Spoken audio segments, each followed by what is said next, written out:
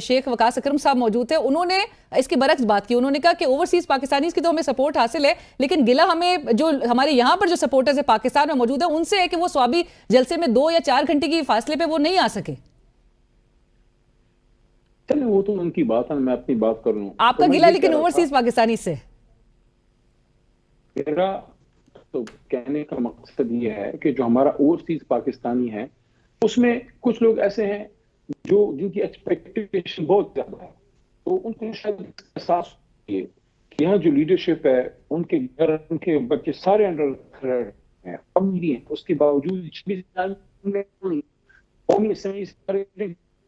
आपको उठा के ले गए, लोगों के घर तोड़े गए, लोगों की बच्चियों को उठाया गया, फिर भी लोग खड़े हैं। शहरयार खान अफरीदी के बच्चियों को उठाया गया, उनकी बॉडी को हार्म हुआ, वो आदमी फिर भी पार्टी के साथ खड़ा है। इसलिए मैं ये कहता हूं कि जहां आपकी एक रिजर्वेशन है वहां अगर कोई शख्स कहता है कि नहीं ये पॉलिसी ये वाली ठीक नहीं है, तो फिर उसका अल्टरनेटिव भी दे कि नहीं